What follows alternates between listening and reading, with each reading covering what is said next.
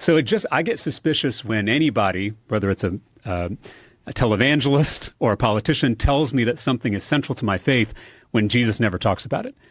To me, that should, I think, ring alarm bells as to what is the agenda here. What is someone trying to get across? And I think if we're looking at the last 40, 50 years, the religious right has made a concerted effort to make homosexuality and abortion the two biggest issues for Christians. And, the Southern Baptist Convention was pro-choice until the late 1970s. So this idea that to be a Christian means you have to be anti-gay and anti-abortion, there really is no historical, theological, biblical basis for that opinion. Well, when was abortion even invented?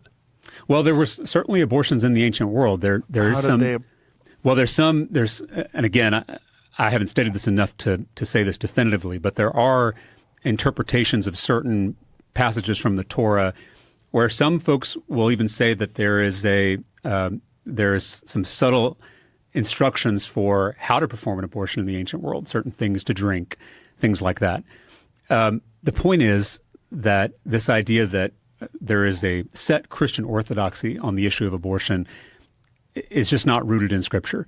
We can have an honest debate about it. If Pope Francis, were to come back and sit at this table and tell me, James, I'm pro-life and anti-abortion, here's my theological argument, I am here to listen and respect that opinion. I have dear friends who are anti-abortion. All I'm asking is that for Christians who are pro-choice and who respect the bodily autonomy of women, that we be given the space to make our theological argument, because I think there is a lot of biblical evidence to support that opinion. What do you think is the biblical evidence to support the opinion of being pro-abortion? So one, in Genesis, God creates life by breathing life into the first human being, which we later call Adam. That life starts when you take your first breath, and that is actually the mainline position in Judaism, is that that's when life starts. Then if you think about it from a Christian perspective, something interesting that Jesus does throughout his ministry is he is breaking first century norms about women, talking with women, learning from women, having women lieutenants in his movement. And this was something that was kind of unheard of in the first century.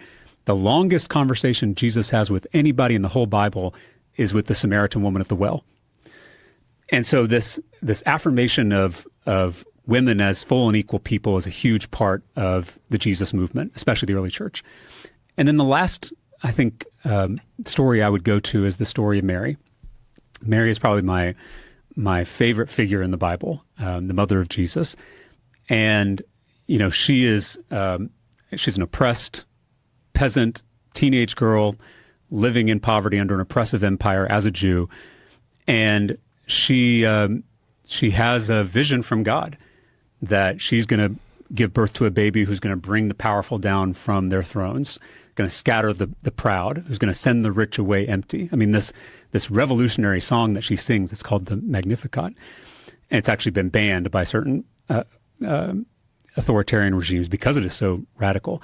But I say all this in context of abortion because before God comes over Mary and we have the incarnation, God asks for Mary's consent, which is remarkable. I mean, go back and read this in Luke.